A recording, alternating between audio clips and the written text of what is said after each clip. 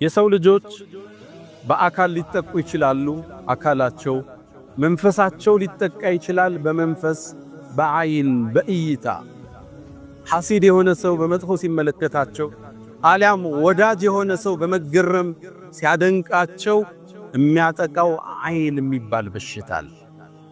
በሽታው ከባድ ብዙ የማህበረሰብ ክፍል አስተውሎት አያውቅም፣ መጠበቂያውን የማያውቀው። እስልምና ውብና ማራኪ ዲን ነው። ያስቀረው ምድራዊም ሰማያዊም ሐሳብ የለም። የተወው ውጫዊም ውስጣዊም አጀንዳ የለም። ለሁሉም ተንትኖ መፍትሄ ሰጥቶበት አልፏል። የሰው ልጅ አካሉን ሲያመው በምን መታከም እንዳለበት እስልምና አስተምሯል። መንፈሱ እንዳይጠቃ በመንፈስ ደግሞ ጥቃት እንዳይደርስበት መከላከያውን ቁርአን ሐዲስ በዝርዝር አስቀምጦት እናገኛለን። አይን የሚባል በሽታል። ሰዎች ባግርሞት ሲያዩ አሊያም ሐሲዶች በምቀኝነት ሲያዩ ወሚን ሸር ሐሲድ ኢዛ ሐሰድ ተመቅኝቶ በሕስድ ሲያይ የሚደርስበት ጥቃት አለ። ይሄን እንዴት እንከላከለዋለን? በሽታውስ ምንድነው? በተጨባጭ ሕይወታችን ውስጥ አለን ወይ? መከላከያችንስ መጠበቂያችንስ ምንድነው? ዛሬም እንዳሰው ይሆናል። አንዳንዱ ለአይን ዕውቅና አልሰጠም።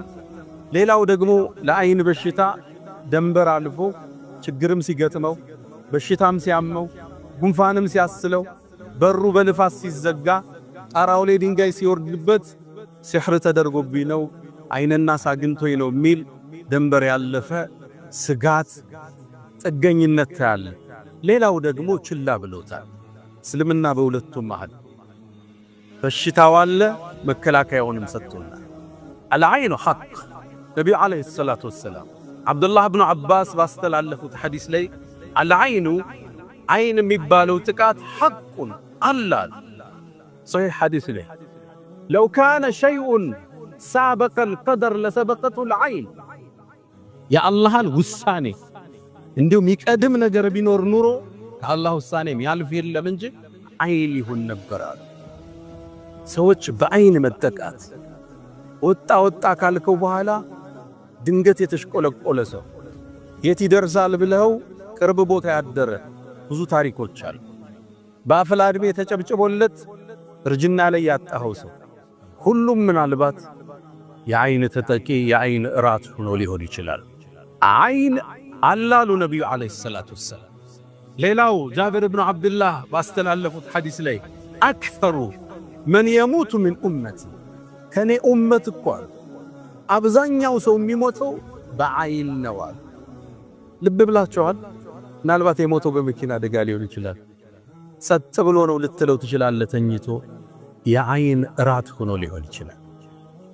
ራሱን አልጠበቀም። በቁርአኑ በሐዲስ በአዝካረ ሰባህ በልመሳው ሶላቱን በቋሚነት አይሰግድም። ታዲያ እንዴት አይጋለጥ ይሰው? ከኔ ኡማ አብዛኛው ሰው የሚጠፋው በአይን ነው ብለዋል ነቢዩ ዓለይሂ ሰላቱ ወሰላም። አይን ሐቅ አልዓይን ይላሉ በሌላ ሐዲሳቸው አይን እኮ يدخل الرجل القبر ويدخل الجمل القدر። አይን እውነት ነው አሉ። ሰውየውን ቀብር ሊያወርደው ይችላል ይሞትና፣ ግመሏም ደግሞ ሙታ ታርዳ መብሳያዋ አንተን ውስጥ ልትገባ ትችላለች። አይን ሐቅ ተዘናክተናል። ጥበቃው የለም። ልጆቻችን ሚዲያ ላይ ናቸው። ሰርጋችን ሚዲያ ላይ ነው። ግላዊ ህይወታችን ለአደባባይ ለቀነዋል። ያ ትዳር እንዴት ብሎ ያምሽ? ያ ልጅ እንዴት ብሎ ይደግ? ያ የተጀመረ ስኬት እንዴት ለፍሬ ይብቃ? መንገድ ላይ ሲቀጭ፣ ፕሮጀክቶች ሲስተጓጎሉ፣ ልጆች መንገድ ላይ ሲሰናከሉ፣ ትዳር ድንገት ሲበተን ታያለ። በሽታው አይን ይባላል። በሐዲስ የተረጋገጠ የቁርአን መረጃ ያለው የአይን በሽታ።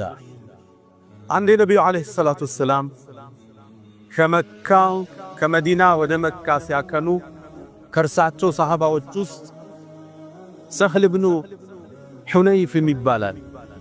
ውብና በጣም ቆንጆን ድንገት ወንዝ ዳርቻ ላይ ያረፉና ልብሱን አውልቆ ሻወር መውሰድ ጀመረ። እሱን ከርቀት ዓሚር ብኑ ረቢዓ የሚባል ሰሃባይ፣ ሁለቱም ሰሃባ ናቸው። ከነብዩ ጋር ነው እየተጓዙ ያሉት። ድንገት ተመለከተው። ሲያየው ራቁት ነው። ገላው ነጭ ነው ተፈጥሮ ቅርጹ በጣም የሚያምር ልክ አየውና ተገርሞ እንዲህ አይነት ገላ እንዲህ አይነት ውበት አይኔ አይቶ አያውቅም። የምትመስለው እኮ ፀሐይ እንደይነካት ለዓመታት ገላዋን ሰትራ የቆየች ኮረዳ ነው የምትመስላት። ይሄን ተናግሮ ተዞራ ወንዙ ላይ ወደቀ። ሰክኖ ወደቀ።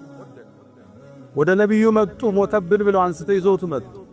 ረሱል ሰለላሁ ዐለይሂ ወሰለም ተደናገጡ። ምን አገኘው አናቅም አሉ። ምትጠረጥሩት አለ እንዴ አሉ። አይ አምር ብኑ ረቢዓ ሲያደንቀው ሰምተናል። እንዲህ አይነት ቆዳ እንዲህ አይነት ውበት አይቻላል ሲለዋል። ተበሳጩ። ረሱል ሰለላሁ ዐለይሂ ወሰለም ተቆጡ። መጡና እንዴት ከናንተ መሃል አንዳችሁ ወንድሙን ይገላል ባይኗል? ሰሃቦቹም ይሄን መረጃ አቁም ነው። ከዛም ያን እንዲታጠብ ተደርጎ ሰህል ላይ ፈሶበት እንዲድን ተደረገ። አይን ሐቅ ነው በነብዩ ዘመን ይላል።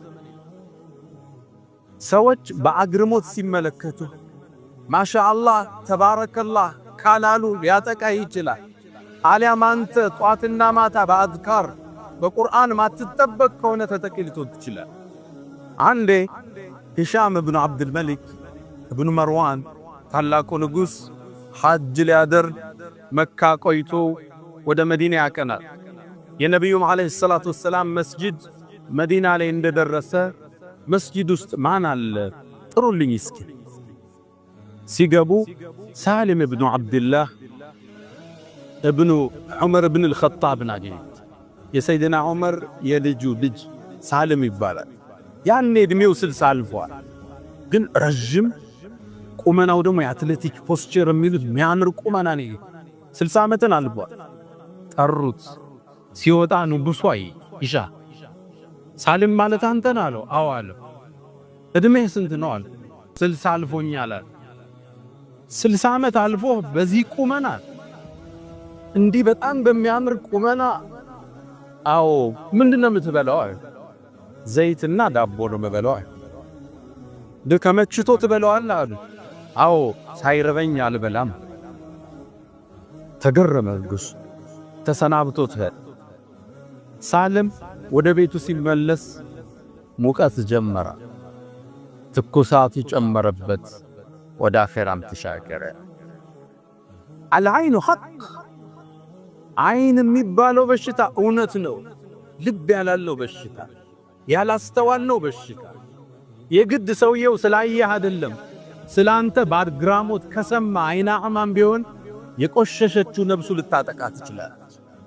አንዴ በእስልምና ታሪክ ውስጥ ካለፈው አንድ ሰው እንዲህ ባይኑ ሰው የሚያጠቃ ነው የሚባል ሰው ነው የሚታወቅ ሰው ከግድግዳ ጀርባ ነበር። አንድ ሰው ከግድግዳው ጀርባ ሽንቱ ሲሸና ያያል። አሸናኑ የሽንቱ ድምጽ ሲያርፍ ጉልበታል። ተመልከቱ። አንዳንድ ሰው በሽንት ህስድም ይገባዋል። የሽንት ቀለም ጤንነታችንን ይናገራል፣ ኃይሉም ይናገራል። አቅምህ የሽንቱን ድምጽ ሰማና ይማል ሽንት ነው አለ። እንዲህ ጉልበት ያለው ሽንት አይን ገባው። ከዛ ይሄ ሽንትማ የልጅህ ነው አጣጋታ። ደነገጠ። ከዚህ በኋላ ተመልሶ አይሸናም። ልጁ ሞዳፈራል። አይን ይሄውን አደባባይ ያሰጣ ነው ማንነታችን ህይወታችን ያመሰቃቀለ ያለ ሰርጉ ምታቁት ነው። ልጅህን ይዘህ ሚዲያ ላይ ነህ። ሴቷ ፊልተር ጨምራበት ሚዲያ ላይ ልጅ ሁሉም ህይወታችን ፕራይቬሲ የለው አደባባይ ላይ ለአይን ጥቃት ተጋለጠ። ሰው አይደለም አንተ በራስ ላይ አይንና አስልቶን ትችላለህ። አንተ ለራስ ሱለይማን ኢብኑ አብዱል መሊክ ኢብኑ መርዋን የሂሻም ወንድሞቹ ሲያልፍ እሱ ንጉስ ሆነ። እሱ ወጣት ነው፣ ቆንጆ ነው፣ ንጉስ ነው፣ ኸሊፋም። ኸሊፋ ማለት አሁን የምታውቋትን ሳውዲ እነ የመንን እነ ግብፅን እነ ሶሪያን እነ ኢራቅ እነ ኢራንን ይሄን ሁሉ የአረቡን ግዛት ይገዙ የነበሩ ኸሊፋ ይባላል። የዓለምን 1/3 አስተዳድረው ያኔ ይሄ ወጣት ንጉስ ሆነ አባቱ ስልጣን ታዲያ የሚያምረውን ጋውኑን ለብሶ የንግስና ዘውዱን አርጎ ራሱን መስታወት ላይ ተመለከተ በጣም ያምር ነበር በራሱን ተገረ ያ ሱለይማን አንተ ሻቡን መልካ አንተ ወጣቱ ንጉስ እኮ አንተ ነህ በራሱ ተማረከ ወር አልተቀመጠም ሱለይማን ታመመ ወሩ ሳይቆይ ወደ አኺራ ተሻገረ ሙእሚን ራሱን ሲያይ ጥሩ ቁርጥ ተቆርጦ ሊሆን ይችላል አዲስ ልብስ ለብሶ አምሮበት ራሱን ሲያይ መስታወቱስ ምን ማለት እንዳለበት ነብዩ አለይሂ ሰላቱ ሰላም አስተምረውታል اللهم كما حسنت خلقي فحسن خلقي الله ወይ ተክለቁመና እንዳሳመርከው ባህሪንም ስነ ምግባሬንም አሳምረው በሉ ብለዋል ነብዩ አለይሂ ሰላቱ ሰላም አንዳንዱ የቤቱ ሐሲድ እሱ የልጆቹም ሐሲድ እሱ የሚስቱም እሱ ነው ሳያቀው ያጠቃቸዋል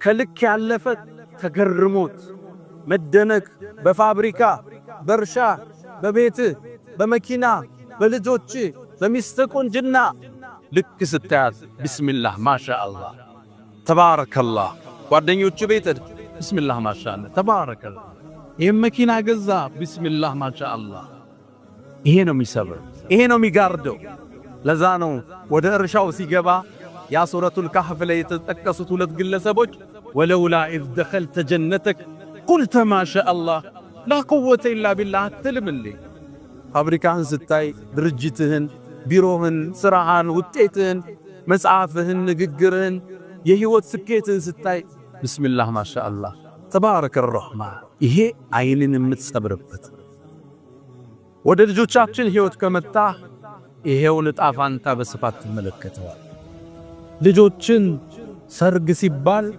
ዱዓ እናደርግላቸው አንጠብቃቸው አቁለጭልጨን አወልሶፍን ሻማያጅ ናቸው ኬክ አቅራቢ ናቸው የማን ልጅ ነች ስታምር ተብላ የተበላች ብዙ ልጅ አለች አንዲት እናት በጡት ማጠባት በጥጧ ለማጥባት የሚል ኮርስ ነበርና እዛ ተሳተፍኩ ትላለች ልጇ በደንብ ይጠባ ስለነበረ የሱን ታሪክ ልትናገር መድረክ ላይ ወጣች እኔ ልጄ በደንብ ነው የሚጠባው ልጄ በጣም ጤነኛ ነው በሁለት አመቱ ቆመ አሞት አያቅ ትጋቱ ንቃቱ መድረክ ላይ ወጣ ዘረዘረች ቢስሚላህ ማሻአላህ የለ ከፕሮግራም ወጣን ስነር ትላለች ዲጄቱ ከተወደቀ እግሩስ ካሁን ሽባ ነው ትላለች ልጆቻችን አደባባይ እናወጣቸዋለን ዱዓ እናደርግላቸው ቢስሚላህ ማሻአላህ የለም ቁል አዑዙ ቢረቢናስ እየቀራን ማሸት የለም ለአይን ለቀቀናቸው ጎበዝ ተማሪ የተባለ ሲቀጭ አቤት ሲያምር የተባለ ሲጠውልቅ አቤት ባህሪው ያለ ያጨበጨብንለት ዙሮ ባህሪው ምን ደካው ተቀየረ እስኪባል በየቤቱ ይህን ታሪክ እንሰማለን አልዓይል ሐቅ ሰው ሐስዶም ይሁን ተገርሞ ወዶም ተደንቆ ሲያይ ቢስሚላህ ማሻአላህ ሱካላት አሊያም አንተ ራስን በዱዓ ማጠብቅ ሆነ የዓይል ራት ሆነ ባለፈው ቃል የገባሉ ይሄን ለማውራት ነው ወሊድ ابن عبد الملك የሂሻም ወንድም ነው እሱ ያኔ ንጉስ ይያለ ዑርወት ኢብኑ ዙበይር ወዳጁ ነበር ይዘይረው ሄድ ከዑርዋ ጋር መሐመድ የሚባል ልጅ አለው በጣም ቆንጆ ልጅ ነበር ሚያምር ልብስ አለበሰ ወደ ንጉሱ ነውና የሚወስደው ልክ ሲገባ አይኑ ላይ አረፈ ما هذا الغلام ይህ ሚያምር ልጅ ማን ነው وما هذه الثياب ይህ ሚያምር ልብስስ ምንድነው አለ ንጉሱ አዳነቀው አጨበጨበለት ተገረመበት ከዛም ልጁ ሊጫወት ከቤት ወጣ ከግመሎቹ ጋር ሲራገጥ ግመሉ አንገቱ ላይ ቆመችና ወደ አኺራ ተሻገረ አይን ሐቅል ሚስተባበል ነገር የለም ነብዩ አለይሂ ሰላቱ ወሰለም አንዴ ወደ ኡሙ ሰለማ ቤት ሲገቡ አንዲት ሴትን ሕፃን ልጅ አየዋት ጠሯቸው እቺ ልጅ የሰው አይን አግንቷታል ፊቷ እየተቀያየረ ነው ዱዓ አድርጉባት ዘምዘም ውሃ እየረጨ ቁል ሁወላህ እየቀራህ ልጆችህን ማሸት ሲተኙ ከበተኙበት ቦታ ሄደ ዱዓ ያደረግ ጸጉራቸውን ገላቸውን ደበስበስ ትምህርት ቤት የገጠማቸው ጉዳይ ካል መንገድ ላይ ያያቸው ነገር ካል መንፈሳዊውን ህክምና እነሱ ቁርአን ላይ እስኪደርሱ አንተን ምታግዛቸው። ነብዩ አለይሂ ሰላቱ ወሰለም በጣም የሚያምሩ ሁለት የልጅ ልጅ አሏቸው ሐሰንና ሁሰይን የሚባሉ ከጎን ቀርበው ነብዩን የሚስሟቸው ሶላት ሲሰግዱ ላያቸው ላይ የሚወጡባቸው ውብ ልጆች አሏቸው። ታዲያ እነዚህን ልጆች ይዙና የሰይድና አሊ ልጅ የፋጡማ ልጅ ናቸው ዱዓ ያረጉላቸው። አዑዙ እጠበቃለሁ ቢከሊማቲላሂ ታም ሙሉ በሆነው የአላህ ስም ሚን ኩል ሸይጣንን ወሃማ ከየትኛው ሸይጣንም ከየትኛው መርዝም እጠብቃችኋለሁ በአላህ ቃል ይላል። ወሚን ኩል ዐይን ላማ አጥቂ ከሆነች ዐይን በአላህ እጠብቃችኋለሁ ብለው ዱዓ ያረጉላቸው። ዱዓውንም ሲጨርሱ እንዲህ ነበር ይላሉ አባቴ ኢብራሂም ልጆቹን እስማኤልና ኢስሐቅን እንዲህ ነበር ዱዓ በዚህ ነበር የሚያረጉላቸው ይላል። አሁን ዱዓ የሚያረጋባታል ልጆቹን የሚያሻሽ ቁርአን የሚቀራባቸው ዘምዘማው እየረጨ የሚያሻቸዋል የለም። ይሄ ልጅ ባህሪውን ለወጠ እንላለን እንዴው ምን ነካው እንላለን። ሚዲያ ላይ አውጥተው በየሰርጉ አብለጭልጭኸው በየፕሮግራሙ ወስደው አቤት የሷ ልጅ አቤት የሱ ልጅ እንዲባል አጋፍጠው መከላከያ ሳታደርግለት እንዴት አይተካ። እርግጥ ነው ጠዋት ስታስወጣው ብርድ እንዳይመታው ጃኬት ታረግለታል፣ እንዳያመው ህክምና ታረግለታል። ይሄ አካላዊ መንፈሳዊ ህክምና ቁርአን ዚክር የግድ ራሳችን ልንጠብቅበት የሚገባን መሰረታዊ ህክምናዎች አሉ ለኛ ለልጆቻችን።